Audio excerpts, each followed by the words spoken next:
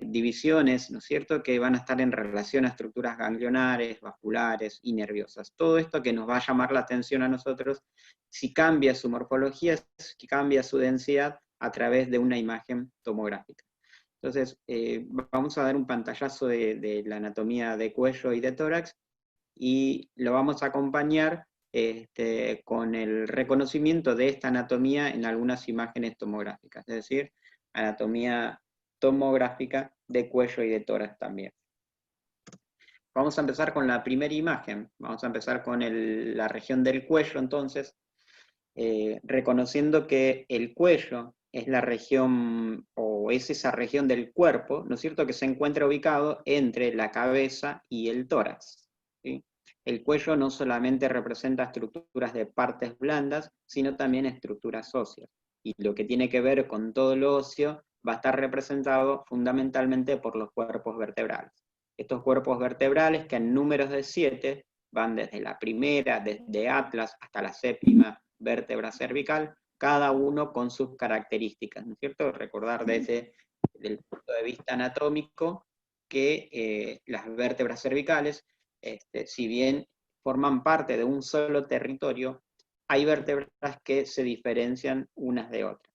Específicamente, nosotros tenemos que reconocer, mejor dicho, fundamentalmente, la primera y la segunda vértebra cervical, que son dos vértebras específicas, no son dos vértebras comunes, sino que tienen características propias que van a tener función en el movimiento de la cabeza, ¿sí?, en ese movimiento de rotación de la cabeza sobre el cuello, por medio de la articulación entre atlas y el occipital, y por medio de la articulación entre la segunda vértebra cervical y la primera vértebra cervical, es decir, entre axis y atlas.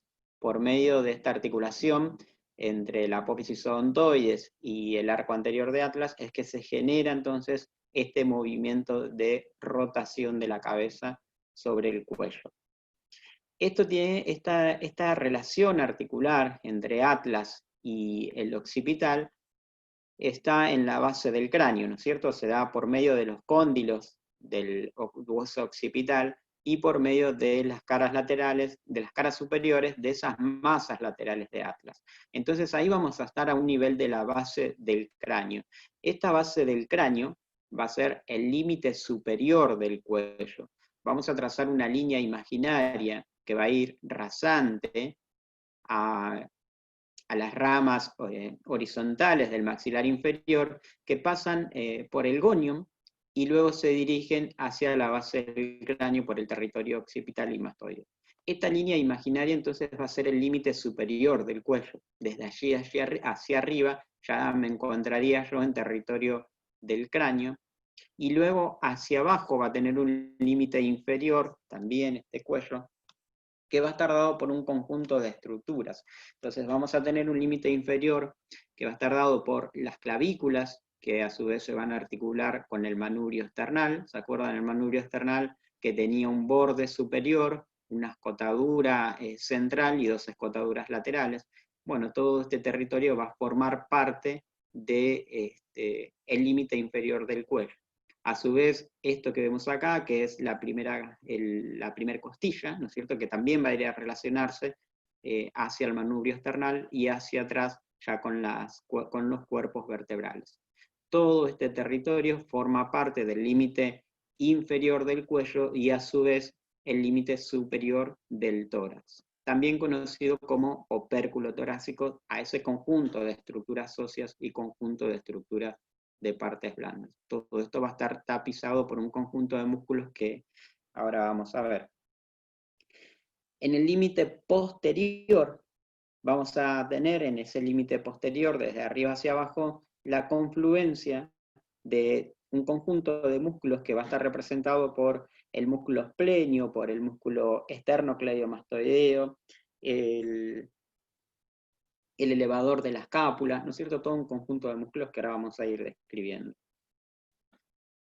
En el límite anterior también vamos a tener de adelante hacia atrás una fascia, una confluencia, una fascia común, o también conocida como línea blanca infraioidea, y músculos que van a estar por delante de la laringe, que se los denominan músculos perilaringios. Entonces se los pueden dividir en diferentes territorios. Cuando se describe la anatomía, la división topográfica de los territorios musculares, varía de una bibliografía a la otra, pero lo que vamos a hacer nosotros es utilizar esa bibliografía que generaliza, ¿no es cierto?, del resto, que es una definición más generalizada, es la que más se utiliza. Entonces acá vemos un límite inferior de que está dado por las clavículas y el manubrio esternal, hacia atrás también todo un conjunto de músculos, ¿sí? Y la línea imaginaria entre el occipital y el hueso maxilar que me estaría dando el límite superior.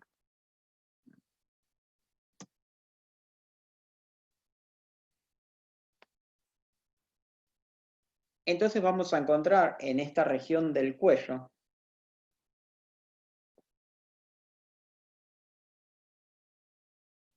un conjunto de músculos que van a formar parte de los límites anteriores, límites laterales y límites posteriores.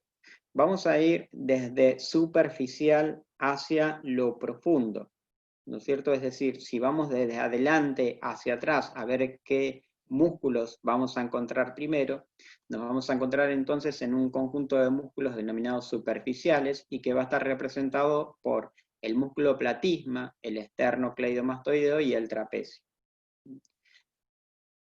Si vamos un poco más hacia la profundidad y estamos a un nivel del hueso hioides, ¿se acuerdan que el hueso hioides es un hueso solitario ahí en la región del cuello? Y si lo queremos ubicar, o si nos queremos ubicar en su sector específico de ubicación, podemos decir que está más o menos a nivel de la cuarta vértebra cervical, ¿no es cierto?, en relación o por encima del cartílago tiroideo. Entonces, cuando lleguemos, quitamos estos músculos superficiales, cuando lleguemos al territorio de los músculos infrahioideos o suprahioideos, vamos a ver que se los denominan así porque el hueso hioides es el que me está dividiendo a ese sector en dos territorios. Un territorio que está por arriba, que serán los músculos suprahioideos, y un territorio que está por debajo, que serán los músculos infrahioideos. Entonces vamos a dividir a estos músculos en planos superficiales y profundos. Los músculos que están por debajo del hueso hioides los dividimos en superficiales y profundos. Los músculos que están, que son más superficiales, pero que son infrahioideos, entonces van a ser el esternotiroideo y el músculo homohioideo. Estos dos músculos son músculos infrahioideos y son superficiales, ¿sí? Los músculos infrahioideos, que son profundos, serán el esternotiroideo y el tiroideo. Vamos a ir viendo imágenes de estos músculos también, ¿sí? Ahora más o menos los estamos clasificando. Por encima del hueso hioides, entonces ya nos vamos a encontrar con 4 músculos más que son, en este caso, suprahioideos. Y ellos van a ser el estilofaringio, el milohioideo, el digástrico y el geniohioideo. Ahora vamos a ver también cuáles están más profundos y más superficiales. Después tenemos otro grupo de músculos muy conocidos, que son los escalenos, anterior, medio y posterior. Y para terminar, vamos a encontrarnos con los músculos prevertebrales, ya en relación a los cuerpos vertebrales.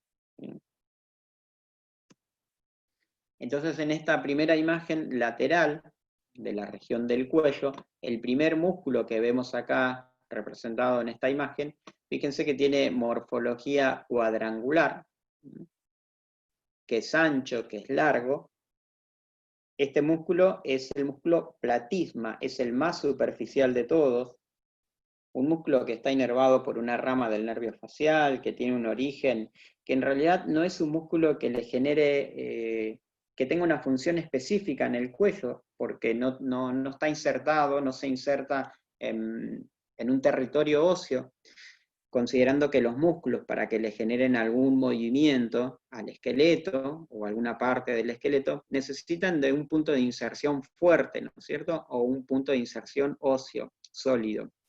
En el caso del músculo platisma, tiene inserciones en estructuras de partes blandas, y eso lo podemos ver porque vamos a ver que hacia distal tiene inserción en el músculo deltoides y en el músculo pectoral mayor.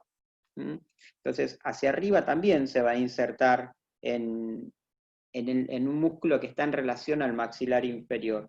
Y esos van a ser, fíjense, por encima, recuerdan que los músculos están envueltos en membranas que se las denominan aponeurosis. Bueno, este músculo hacia proximal entonces va a tener inserción en aponeurosis de músculos que van a ser el depresor del ángulo de la boca y el depresor del labio inferior que están aquí, ¿sí? Se insertan allí, por eso no le generan un movimiento específico. La función de este músculo es principalmente darle esa morfología cilíndrica al cuello, pero no le genera ningún movimiento en sí. Es este músculo bien superficial que podemos palpar. Entonces vamos a tener un músculo del lado izquierdo, platisma del lado izquierdo y platisma del lado derecho, ¿sí? Juntos se van a unir en una línea ahí que ahora vamos a contar.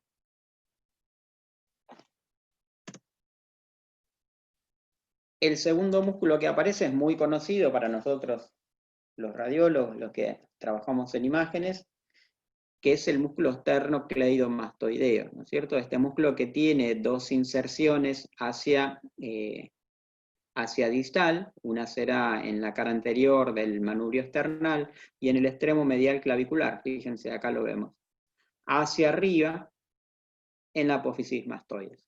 Apófisis mastoides del hueso temporal, ¿sí? Entonces va a tener una inserción arriba y dos inserciones abajo. Y fíjense que este músculo, para el que no lo conoce, adopta el nombre de las estructuras que une.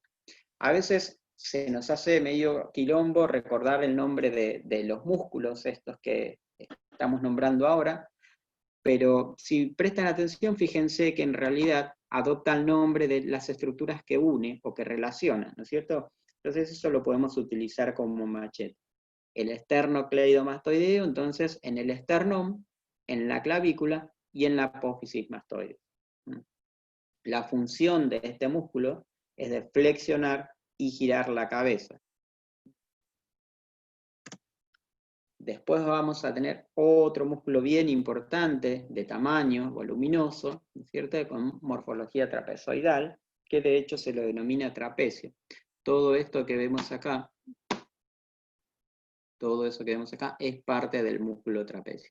Y viene insertándose allí arriba, miren, en la línea occipital posterior, que tiene la aponeurosis, que también se va a insertar en la protuberancia occipital externa del hueso occipital, y desde allí se dirige hacia abajo, en una línea media sagital, que va a estar uniendo las apófisis espinosas de las vértebras cervicales, que en realidad arriba, miren, se va a insertar en el ligamento nucal, un ligamento que va por detrás del ligamento supraespinoso. ¿Se acuerdan ese ligamento supraespinoso que unía las apófisis espinosas entre sí? Bueno, el ligamento más externo va a ser el ligamento nucal a nivel de la columna cervical.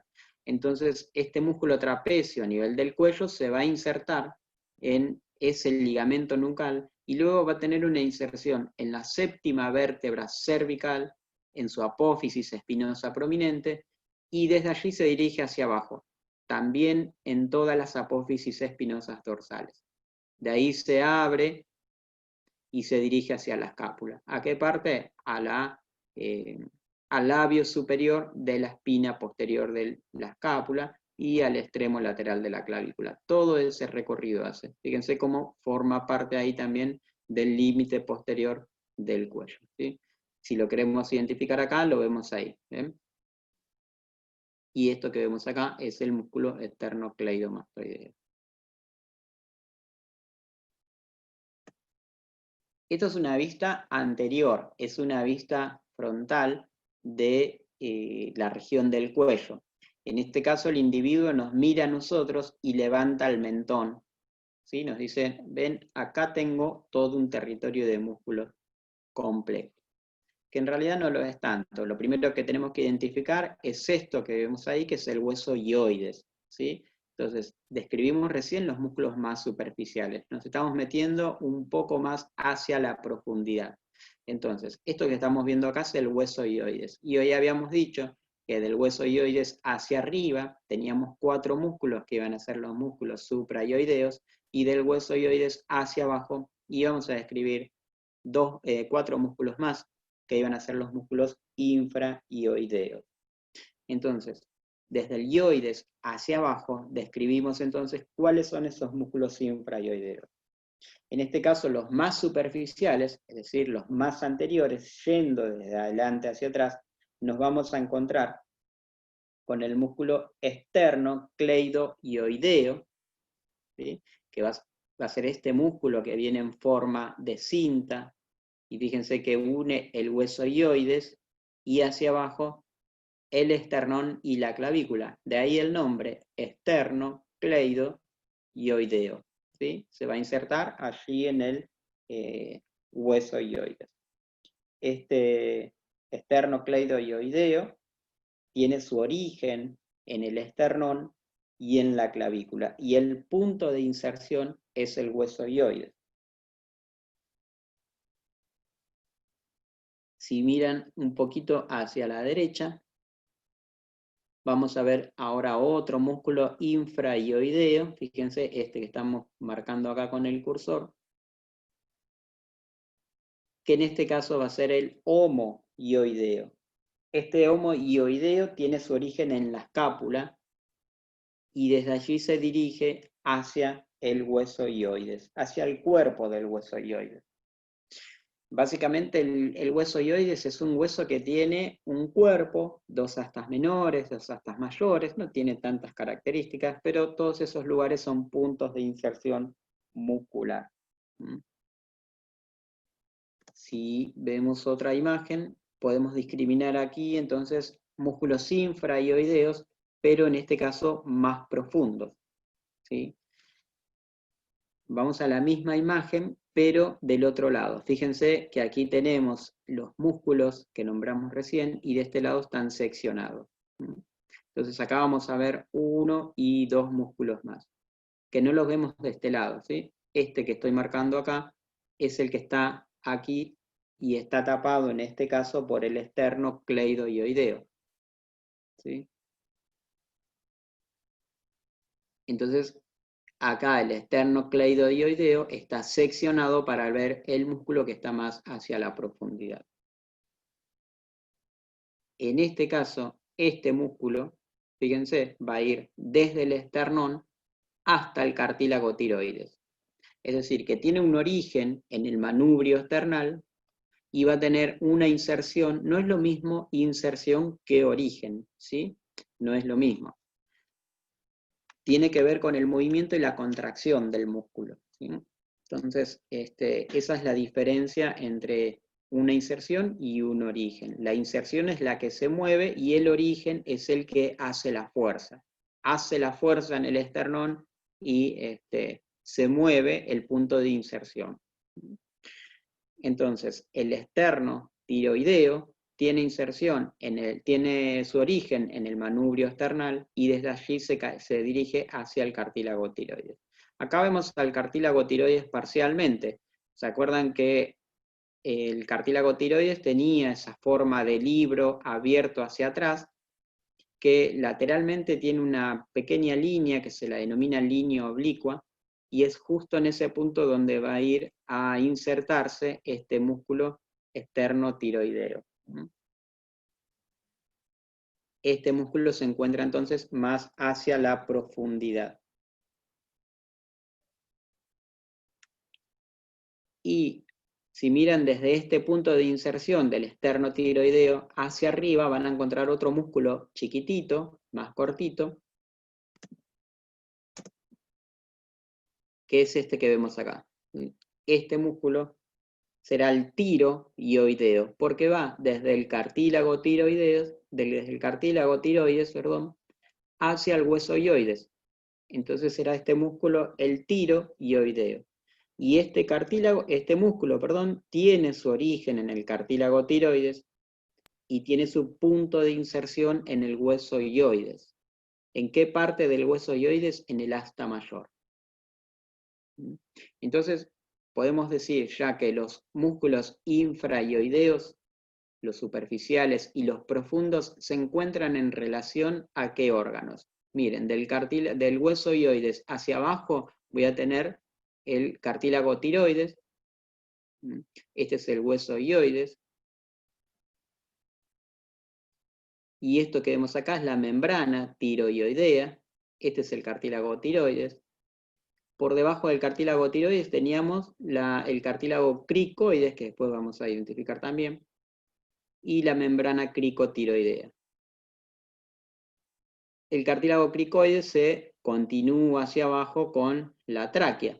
¿Se acuerdan? La tráquea ahí la vemos parcialmente. Y miren, esto que está rodeando acá es parte de los lóbulos de la glándula tiroidea. ¿Sí? Esta glándula que normalmente se encuentra en el cuello, pero si en algún corte tomográfico no la encontramos en el cuello, búsquenla en la región del tórax, que se la puede encontrar también allí. ¿Mm?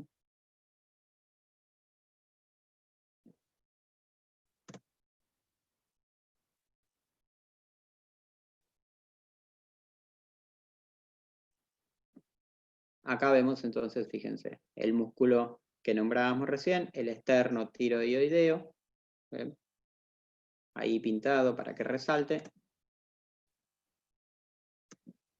Y ahí arriba apareció el músculo tiroideo, más cortito. Estos dos son más superficiales y estos dos son más profundos. Fíjense la importancia de las estructuras vasculares que comienzan a relacionarse ya ahí, ¿no es cierto? Las venas yugulares internas, de un lado y del otro. Una vista lateral oblicua, donde se puede identificar, fíjense, al hueso hioides. Esto es todo el maxilar, se entiende la imagen, ¿no es cierto? Maxilar inferior. Y del hueso hioides hacia arriba decíamos entonces que están presentes los músculos suprahioideos. El primer músculo que aparece aquí es el músculo digástrico. Digástrico porque tiene dos vientres, ¿ven? Entonces, este músculo digástrico va a tener su origen en la apófisis mastoides. ¿Se acuerdan la ranura digástrica de la apófisis mastoides? En el hueso temporal. Tiene su origen y se dirige desde allí hacia la cara interna de esa sínfisis mentoniana, hacia el mentón. La función de este músculo es de llevar el mentón hacia abajo. Entonces vamos a ver que estos dos vientres, el vientre anterior y el vientre posterior, se van a unir por un tendón intermedio. Y este tendón le da origen al vientre anterior. ¿Ven? Acá vemos este vientre posterior le da origen al vientre anterior por medio de un tendón. La aponeurosis de ese músculo se expande un poco más hacia allá y se inserta en el hueso hioides. Es decir, que el tendón queda fijado al hueso hioides por la aponeurosis del músculo digástrico. Si no tuviese esta conexión entre el hueso hioides y el tendón intermedio del digástrico, no podría generarse el movimiento de contracción, es decir, esa función de llevar el mentón hacia abajo, ¿cierto? Dos vientres para el músculo digástrico entonces, músculo suprahioideo. Y acá apareció otro músculo, que en este caso está resaltado, pero fíjense que lo vemos acá también. Es este que vemos ahí. Acá vemos al digástrico y acá vemos uno que viene de la apófisis estiloides, también del hueso temporal. ¿A qué parte? Al hueso hioides. Entonces será el músculo estiloioideo. ¿Ven? Que tiene una característica este músculo estiloioideo, porque cuando se dirige, el origen dijimos apófisis estiloides y la inserción el hueso hioides. Cuando se dirige hacia abajo este músculo estiloioideo, fíjense que se abre, sus fibras distales se abren, de tal manera que le genera un ojal, ¿sí? Y se inserta por diferentes fibras, le genera un ojal al vientre posterior del digástrico. Es decir, que el vientre posterior del digástrico pasa por un ojal que le generan las fibras distales del músculo estiloioideo. Este músculo estiloioideo entonces tiene como función alarga el piso de la boca.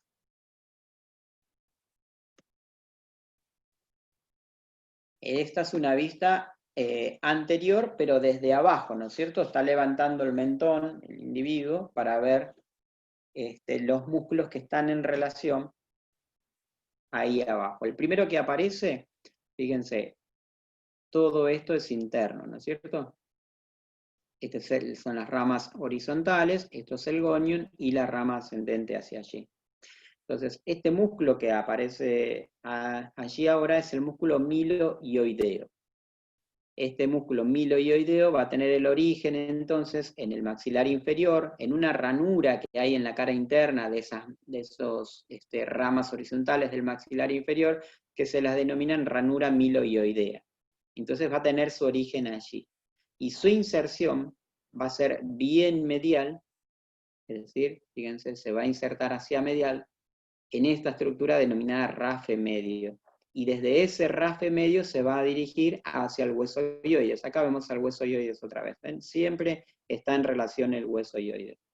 El rafe medio va a ir a insertarse hacia el hueso ioides. De tal manera que la contracción de este músculo, dijimos origen aquí, inserción aquí.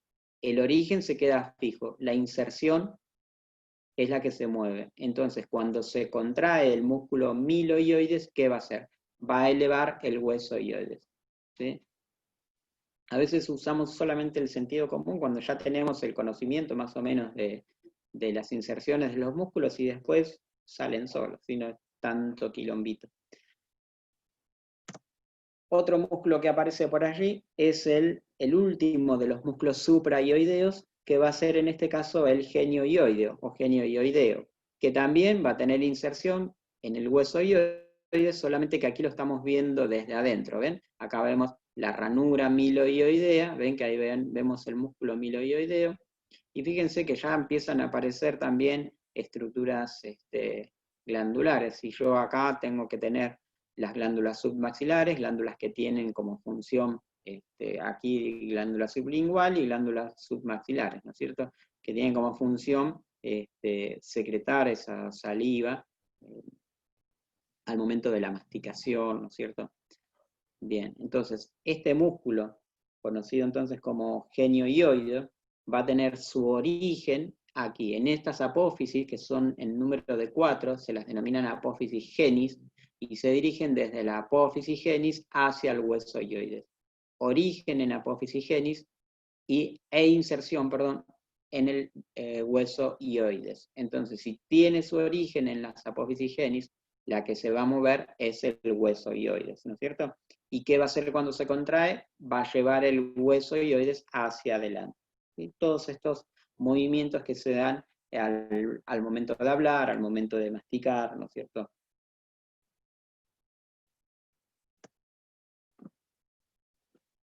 Y ya estamos más hacia la profundidad. Fíjense que a estos músculos también se los estudia no solamente en la región anterior, sino lateral o anterolateral, como los denominamos nosotros.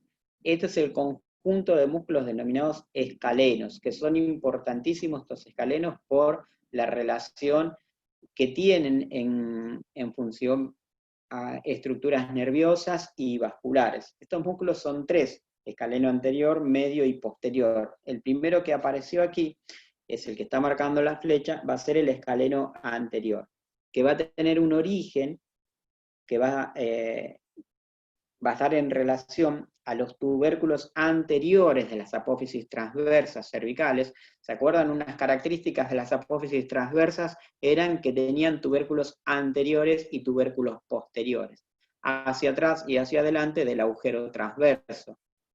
Bien, Entonces va a tener su origen en los tubérculos anteriores de las apófisis transversas y van a ir desde C3 a C6. ¿Y dónde va a ser su inserción? Va a ser en la primera costilla. ¿Ven? Esto que vemos acá es la primera costilla.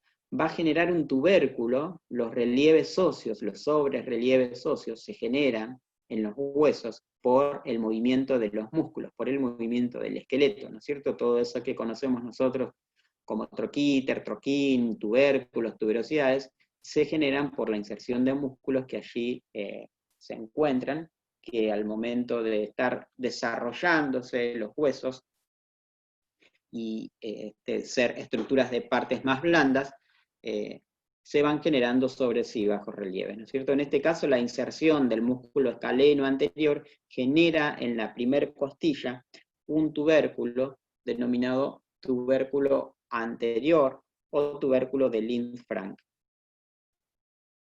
Esta es la inserción distal del músculo escaleno en la primera costilla, entonces. El siguiente músculo que aparece será el escaleno medio, el escaleno medio que también va a tener su origen en los tubérculos, en este caso se insertarán los tubérculos posteriores de las apófisis transversas, y van a ocupar algunos más, porque van a ir desde C1 a C7, y también va a tener inserción en la primera costilla. El más profundo de ellos será el escaleno posterior. El escaleno posterior también va a tener inserción en los tubérculos posteriores de las apófisis transversas cervicales, pero irá desde C4 a C6. ¿Sí? Y la inserción distal, fíjense, no va a la primera costilla, sino a la segunda costilla. Ya tenemos los tres músculos escalenos, y decíamos que tenía relaciones vasculares y nerviosas. Entonces, esto es importante desde el punto de vista tomográfico, porque aquellas aplicaciones, aquellos estudios con contrastes que hagamos del cuello o del tórax, esto lo podemos evaluar, ¿no es cierto? Entonces, fíjense, acá tenemos, en principio, estas estructuras venosas. ¿Qué tenemos acá seccionado? Bueno, la yugular interna, que viene del cuello, y la vena subclavia, que viene del axilar, de la braquial, ¿no es cierto?, desde el miembro superior. Entonces, vamos a ver que estas dos venas van a formar el tronco venoso brachiocefálico derecho de este lado, pero antes se van a relacionar con los escalenos, ¿sí? Entonces, la vena yugular interna va a estar en relación a la cara anterior del escaleno anterior, y la vena subclavia también lo va a hacer, pero en sentido transversal, y la yugular interna en sentido longitudinal. ¿Se entiende? Entonces, cuando veamos un corte tomográfico a este nivel, lo que vamos a ver bien redondeado, o con morfología redondeada, va a ser la vena yugular interna, y lo que se verá más aplanada, alargada, pasando por un corte por este nivel, va a ser la vena subclavia. Entonces, la vena subclavia por delante del escaleno anterior.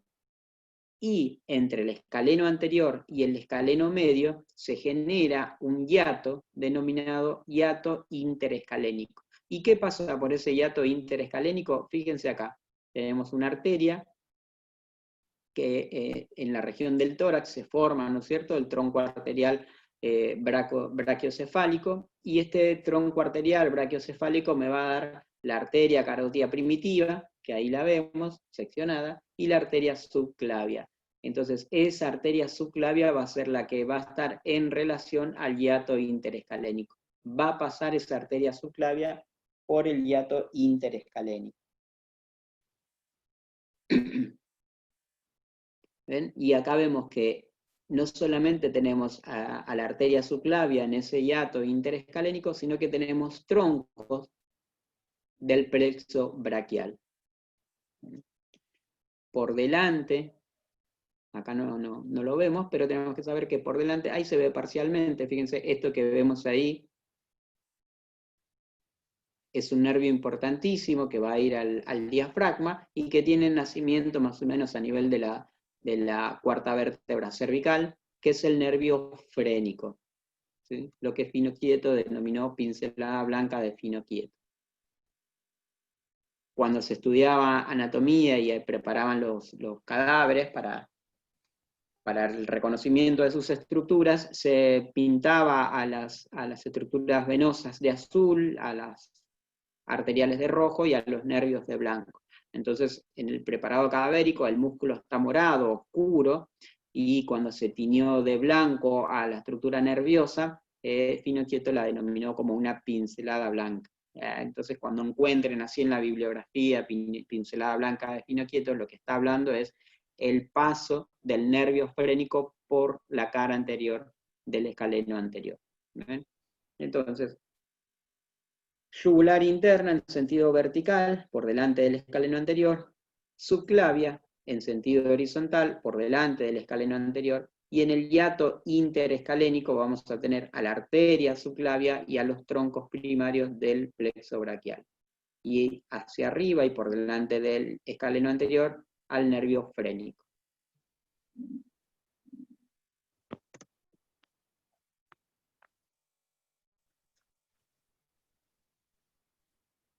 Vamos un poquito más arriba. Ahora comienzan a aparecer ya los músculos prevertebrales. Ya terminamos con la parte de músculo y salimos de esta parte que es más densa, ¿sí? Entonces, ahora estamos en los músculos prevertebrales. El primer músculo que aparece es este chiquitito, que se lo denomina recto lateral de la cabeza, y que fíjense, acá tenemos la primer vértebra cervical, denominada atlas, ¿sí? Esto es su arco anterior, su tubérculo anterior, sus masas laterales y sus apófisis transversas. Entonces, de esa apófisis transversas, el cual va a ser el origen de este músculo recto lateral de la cabeza, se va a ir a insertar al hueso occipital. ¿En qué parte del hueso occipital? En una apófisis denominada apófisis occipital o apófisis yugular. Entonces va desde la apófisis transversas hacia el hueso occipital. Músculo recto lateral de la cabeza. Después vamos a tener al músculo recto anterior menor de la cabeza, que es este chiquitito que aparece ahí, que también va a tener su origen en la apófisis transversa de Atlas, y luego va a ir a insertarse, fíjense que tiene dirección oblicua, se dirige de afuera hacia adentro y de abajo hacia arriba, va a ir a insertarse en la apófisis basilar, esta apófisis que pertenece al hueso occipital, ¿cierto? Después vamos a tener este músculo que aparece aquí, que se lo denomina músculo recto anterior mayor de la cabeza, o músculo largo de la cabeza. Este músculo tiene origen en los tubérculos anteriores de las apófisis transversas, fíjense, desde C3 a C6. Es decir, que se inserta en el mismo lugar que el músculo escaleno anterior, solo que el escaleno anterior se dirige de ahí hacia abajo y este se dirige desde aquí hacia arriba. Y va a buscar insertarse también en la apófisis basilar del hueso occipital. La función de estos músculos es de flexionar la cabeza. Y otro que aparece por allí, el último me parece, es este músculo que tiene fibras oblicuas, y fibras verticales. A este músculo se lo denomina largo o longuísimo del cuello, y que va a tener origen en las vértebras cervicales y dorsales, y va a tener inserción en vértebras cervicales y dorsales también. Es decir, que este músculo tiene fascículos verticales y oblicuos.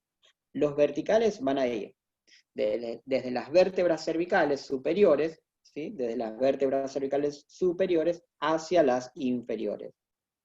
Y también va a tener inserción en las primeras dorsales.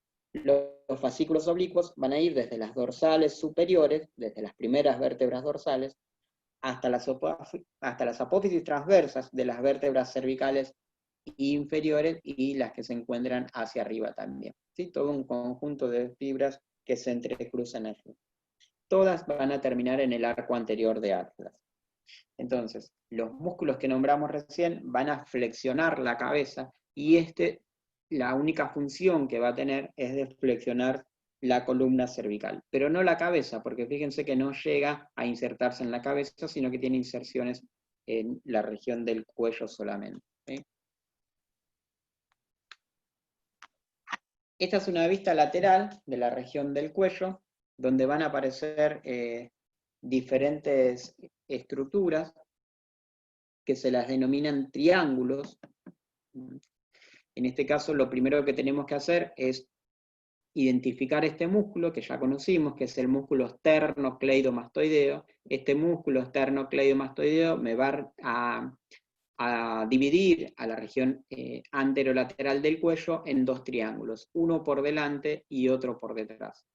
Entonces, el borde anterior del esternocleidomastoideo hacia adelante me dará el triángulo anterior, y el borde posterior del esternocleidomastoideo hacia atrás me dará el triángulo posterior. Este triángulo posterior que va a tener como límite posterior a este músculo que vimos hoy también, denominado trapecio. Entonces acá vamos a identificar diferentes estructuras, diferentes territorios. Ahí vemos un triángulo anterior y un triángulo posterior.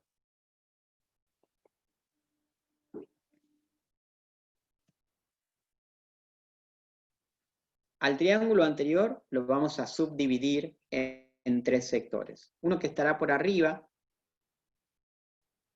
que se lo denomina triángulo supraioideo. Fíjense que acá tengo el hueso ioides.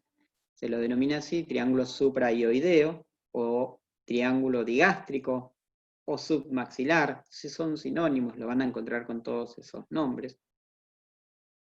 Y que va a estar delimitado hacia arriba por el hueso occipital,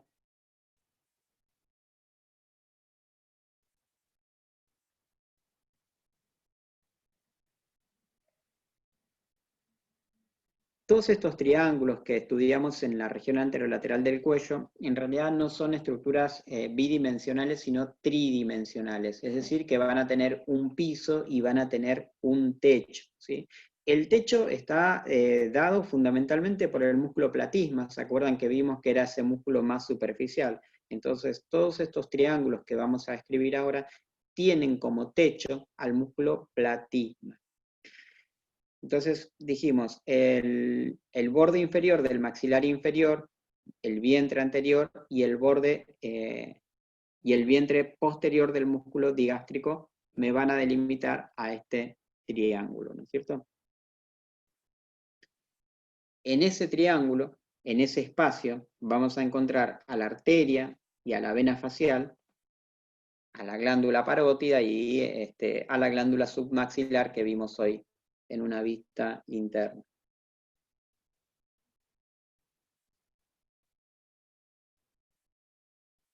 Esto que tenemos acá es el vientre anterior del digástrico y esto es el vientre posterior del digástrico. Por debajo de ese vientre posterior del digástrico vamos a tener otro triángulo allí. A ver, este triángulo que vemos acá es el que se denomina triángulo carotidio. Entonces va a estar delimitado hacia adelante por el vientre posterior del digástrico, hacia atrás por el borde anterior del esternocleidomastoideo, va a tener un piso que será el músculo tiroidoideo,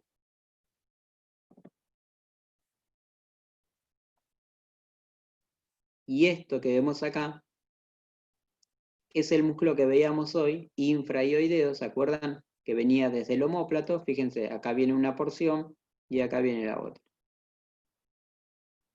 Entonces va a estar delimitado hacia adelante por el músculo homoioideo. Homoioideo. Esta es su porción superior y esta es su porción inferior.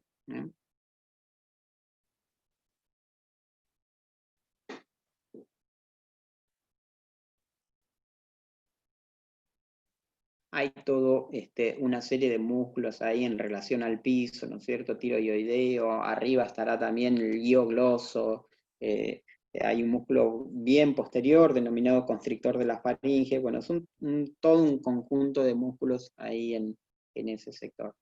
Como contenido, lo más importante que el contenido de este triángulo carotidio va a ser la arteria carótida externa, y ramas que van a nacer de ella, ¿no es cierto? La arteria carótida externa, que no es la que ingresa al cráneo, sino la que se queda dando ramas para la región facial, para la región faríngea, ¿sí? Para la glándula tiroides, la faringe ascendente, tiroides superior, toda una serie de ramas ahí en la región del cuello. Y fundamental también recordar que está en relación a la vena yugular interna, al nervio vago y al hipogloso mayor, ¿sí? Todas estas estructuras están en relación al triángulo carotídeo.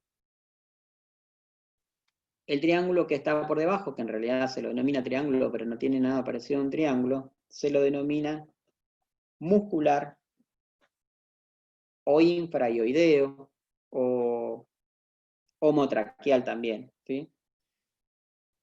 Entonces, fácil decir los límites, ¿no es cierto? Acá vamos a tener al homoioideo, acá vamos a tener al borde anterior de la porción inferior del externo cleidomastoideo, es decir, que por debajo va a estar el externo cleidomastoideo, y hacia adelante va a estar delimitado por la línea media del cuello, que se da por la unión de los músculos platisma hacia de un lado y del otro, viene en ese plano central.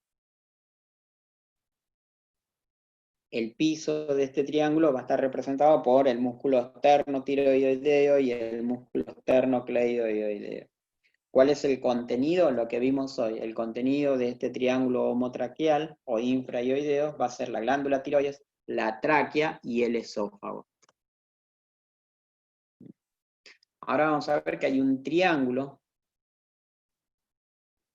que en este caso es impar. Estos que describimos recién son pares, es decir, que del otro lado también existen, y en este caso tenemos un triángulo que es impar, y que se encuentra, fíjense, entre los vientres del músculo digástrico.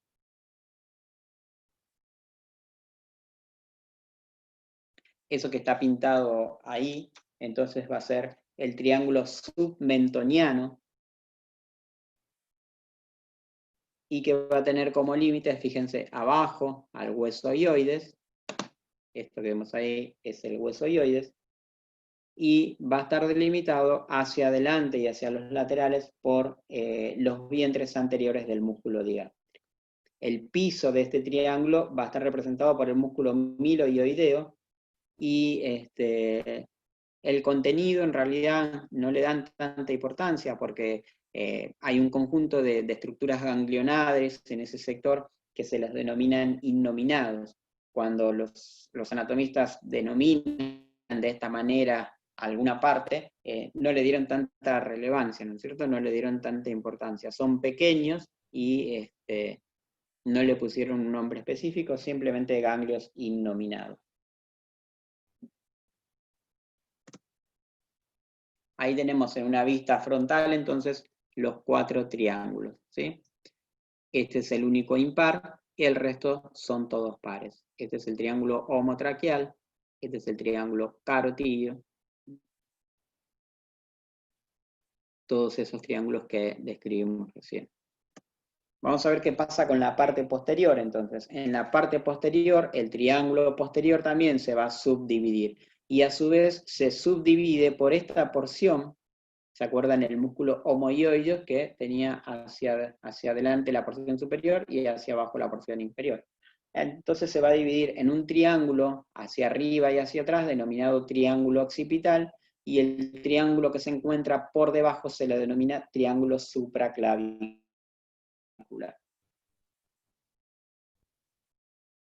Aquí tenemos todo un conjunto de músculos, ¿no es cierto? Entre ellos el esplenio de la cabeza, el angular del omóplato, el escaleno posterior, el escaleno medio, ¿no es cierto? Y hay algunas digitaciones del músculo serrato mayor, ese músculo que forma parte de la articulación escapulotorácica, ¿cierto? En el triángulo en el triángulo supraclavicular, fácil los límites, ¿no es cierto? Tenemos como piso, como sector inferior la clavícula, hacia arriba la porción inferior del homoioideo, y hacia adelante, fíjense, el esternocleidomastoideo. Como contenido es importante de este territorio, porque aquí tenemos ramas del plexo braquial, tenemos ramas nerviosas para los músculos romboides, serrato mayor, subclavio, músculo supraescapular, y fundamentalmente la arteria y la vena subclavia estarían pasando por allí. Ahí tenemos, fíjense. Este que vemos acá va a ser el esplenio de la cabeza. Esto que vemos ahí es el angular del omóplato. Este es el escaleno posterior. Este es el escaleno medio. Y luego las digitaciones que dijimos del músculo serrato. Así nos queda dividida entonces los diferentes territorios del cuello. ¿Bien? Ahí vemos el músculo platisma otra vez, cubriendo todos estos sectores. Esto que vemos acá atrás es aponeurosis cervical. Todo eso cubre, fíjense que acá se ve parte de ese triángulo posterior, y esto es el músculo esternocleidomastoideo. Otra vez una imagen del músculo platisma, ya nos queda claro. Vamos un poquito más en la profundidad, ya estamos en relación a los órganos. Sabemos que la faringe forma parte de la anatomía del cuello, que la faringe tiene diferentes porciones, desde arriba hacia abajo. Vamos a tener entonces la rinofaringe en relación a las fosas nasales, a las coanas específicamente, al orificio posterior de las fosas nasales, y una porción denominada orofaringe en relación a la cavidad bucal, y una porción denominada laringofaringe, ¿no es cierto?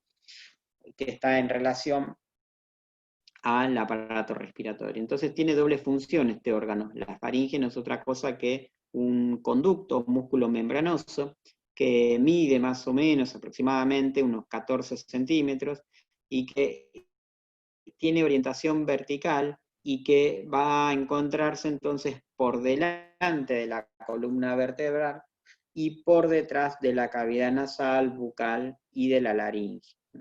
Entonces, ¿a qué nivel vertebral nace? Nace a nivel de la base del cráneo y se continúa hacia la sexta vértebra cervical. En realidad tendría que haber dicho que tiene un nacimiento a nivel de la base del cráneo y que llega hasta la sexta vértebra cervical. Desde aquí, desde la sexta vértebra cervical, es donde se va a continuar con el esófago. Entonces, si yo voy desde atrás hacia adelante, voy a tener los cuerpos vertebrales, aparato digestivo que va a estar dado por la faringe y luego con el esófago, luego aparato respiratorio, es decir, que la laringe es bien anterior y la faringe es bien posterior. Esto, y recordándolo para cuando lo veamos en imágenes axiales.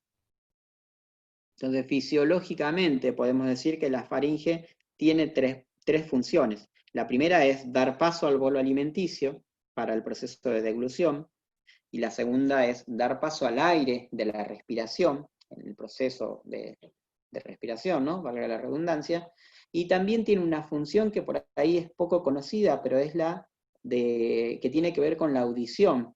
Entonces, cabe recordar que a nivel de la nasofaringe, o rinofaringe, tenemos la desembocadura de ¿qué cosa? De la trompa de Eustaquio. Esta trompa de Eustaquio que viene desde el oído medio y que tiene como función, ¿no es cierto?, equilibrar las presiones entre el oído medio y la atmósfera. Y es por esto que también es reconocido a este sector como encrucijada aerodigestiva. ¿Sí? Esto que vemos acá en la cara lateral de la rinofaringe de un lado y el otro es un orificio que se denomina torus tubarius. Este torus tubarius se continúa hacia el oído medio, específicamente hacia la cara anterior del oído medio, formando el conducto, ¿no es cierto?, denominado trompa de Eustaquio. ¿Sí? Esto se encuentra en la cara lateral de la rinofaringe. ¿Sí?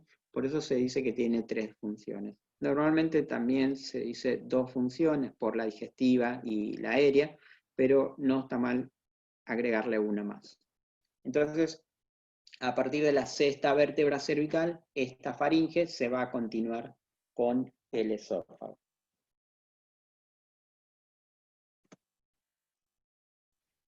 Esto es una vista posterior, fíjense, esto es la base del cráneo, esto es la base del cráneo y lo estamos viendo bien desde atrás, es decir, que esto será parte de la rino y esto será parte de la oro, ¿no es cierto?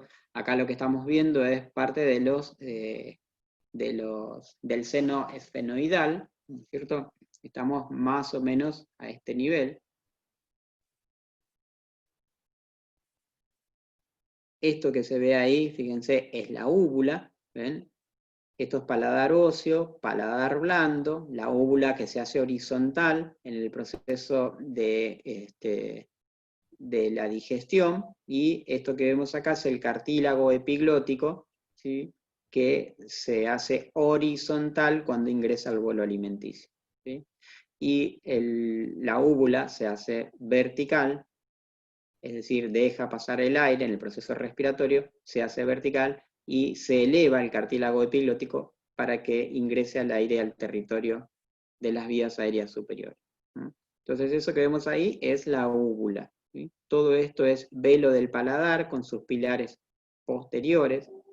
Fíjense que este territorio, ¿por qué es importante desde el punto de vista tomográfico? Porque acá hay estructuras linfáticas, eso que vemos ahí adentro, ¿sí?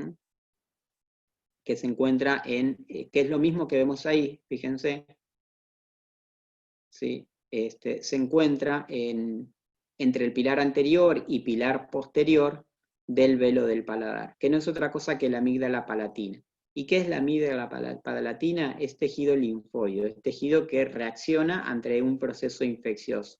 Entonces, haciendo cortes finos a nivel de la orofaringe, por ejemplo, tenemos que evaluar el diámetro que tiene esa orofaringe, ¿sí? Si está disminuido, puede ser porque tiene tejido linfoideo que aumentó de tamaño, que creció por algún proceso.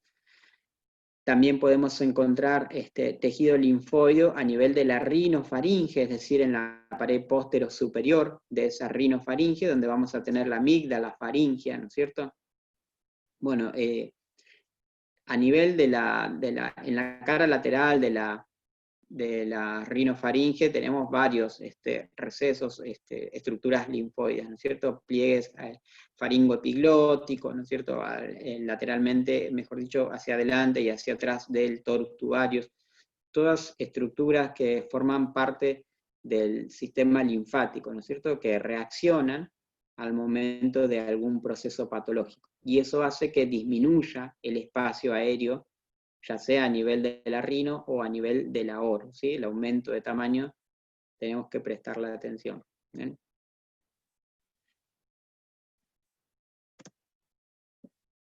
Estos son algunos de los cartílagos que forman parte de la laringe, son diferentes vistas, ¿no es cierto? Esto es una vista anterior, acá vemos al hueso hioides, fíjense, con sus astas menores y astas mayores, y el cuerpo, lo que veíamos hoy, ¿sí?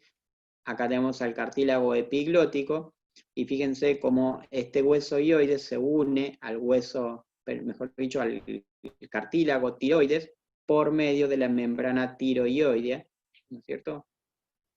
Esto que vemos acá son las astas mayores del cartílago tiroides. Dijimos que tenía esa forma de libro abierto hacia atrás este cartílago, ¿sí?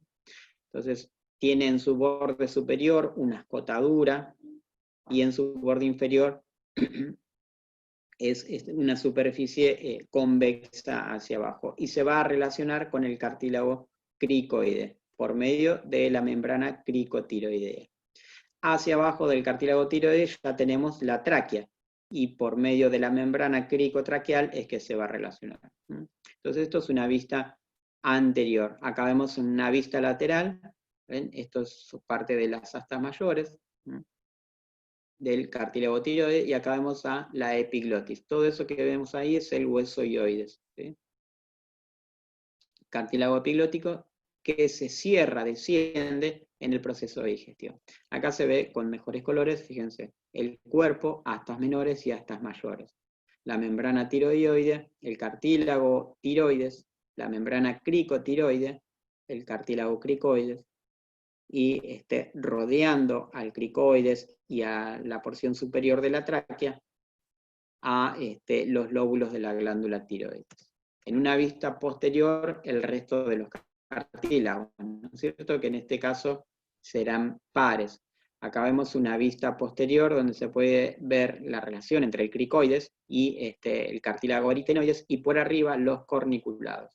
Hay unos cartílagos chiquititos, denominados cuneiformes, que son inconstantes, que pueden estar o no. Todo este sector es el sector denominado glotis, es decir, donde se van a encontrar las cuerdas vocales, ¿sí?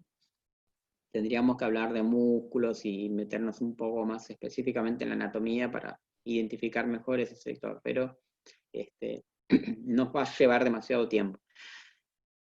Fíjense, en una vista anterior podemos ver cómo la tráquea tiene esa morfología similar a un anillo, pero si lo vemos de atrás podemos ver que la tráquea no es un conducto completo en realidad, ¿no es cierto? Fíjense que no se cierra hacia atrás, sino que hacia atrás es plano y es redondeado hacia adelante, ¿no?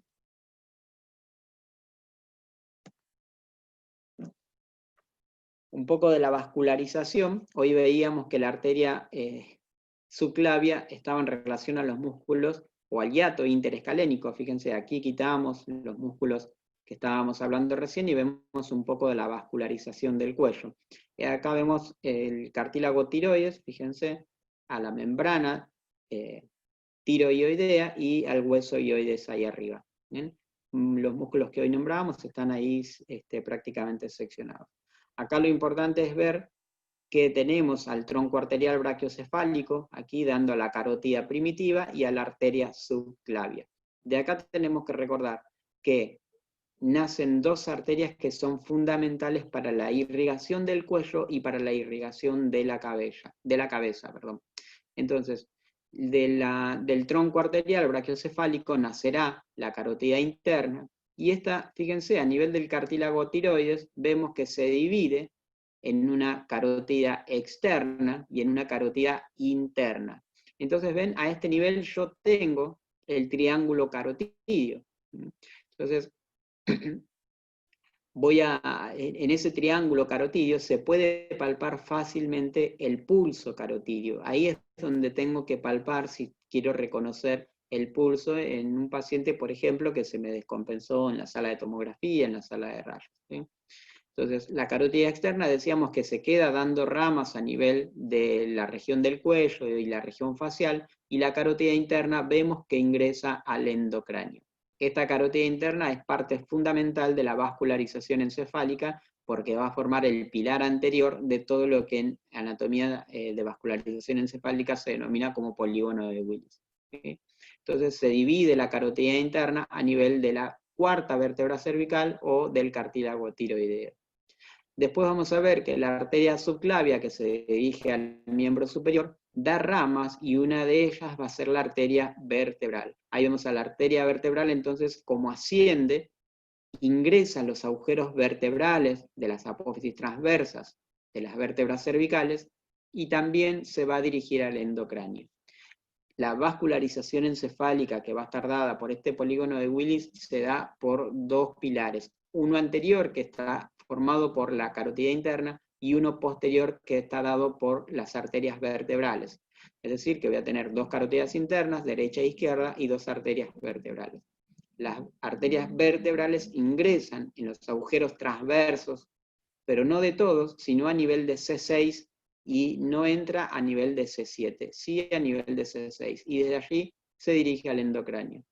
Una vez que ingresó, se anastomó, se junta y forma la arteria basilar.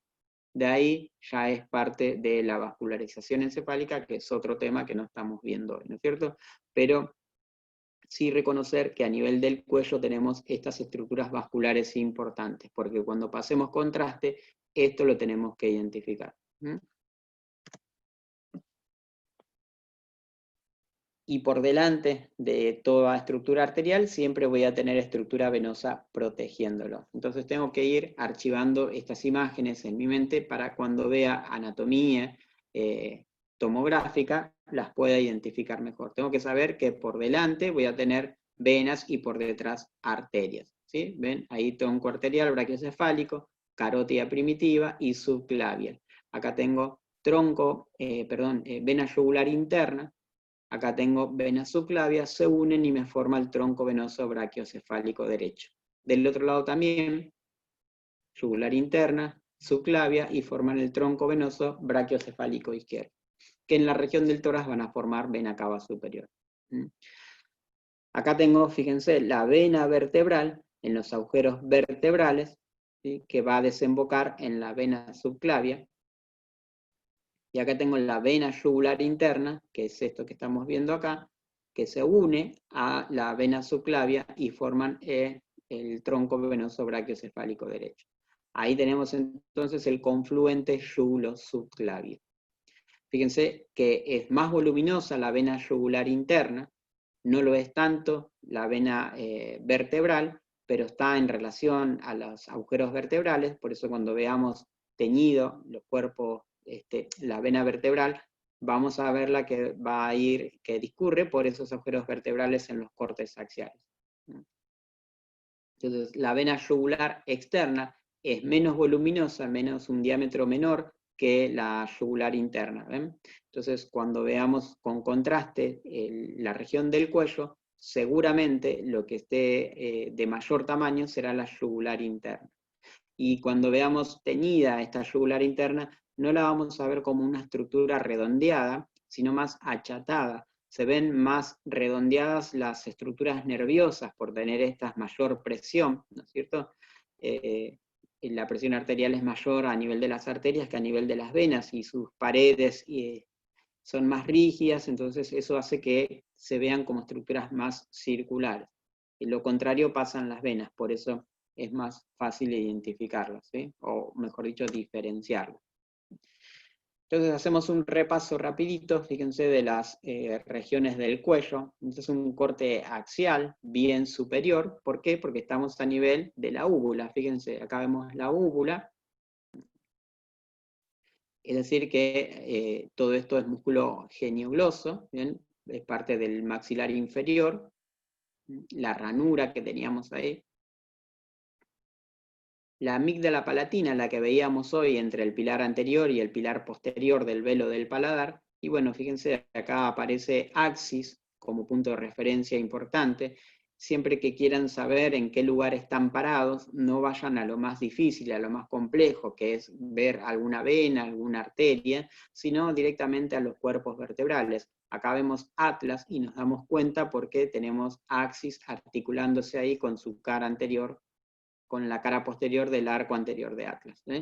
Acá vemos los agujeros transversos.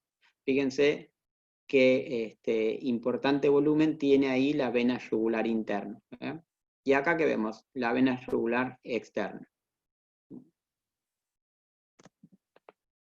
Si vamos un poquito más abajo, fíjense, en relación a los músculos, perdón, al maxilar inferior, aparece el músculo macetero, que es el principal músculo de la masticación, y la glándula parótida, que también está en relación a los triángulos que describimos recién. ¿Sí? Nombramos algunas estructuras, no vimos todas. Estamos yendo un poquito más hacia abajo. Acá vemos, fíjense, la inserción del músculo platisma, ese músculo bien superficial, tapizando todo. La glándula submaxilar, que hoy veíamos en las imágenes anteriores. Y fíjense, el músculo esternocleidomastoideo. Como machete, les puedo decir que el músculo esternocleidomastoideo va cubriendo en todo su recorrido al paquete vasculonervioso del cuello. ¿Y cómo está formado el paquete vasculonervioso del cuello? Y bueno, va a estar formado por la arteria carótida, por la vena yugular interna y por el nervio vago. Entonces, el paquete vascular nervioso del cuello va a estar formado desde el cartílago tiroides hacia abajo por la vena yugular interna, la carótida primitiva y el nervio vago.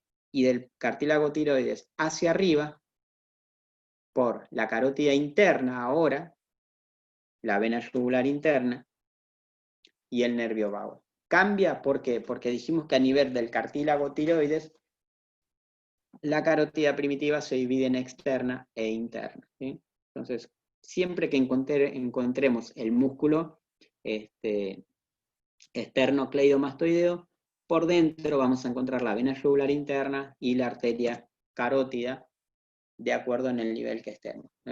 Ahí tenemos otra vez todos estos músculos esternocleidomastoideo y la vena yugular interna allí. Esto es parte de la orofaringe, estamos todavía ahí arriba. Acá estamos un poquito más abajo, el músculo miloioideo que describimos recién, sigue apareciendo la vena yugular interna, fíjense que importante su volumen, y el músculo esternocleidomastoideo ahí tapando la vena yugular interna. Esto que se ve ahí, por fuera, la vena yugular externa. La interna la vemos por dentro.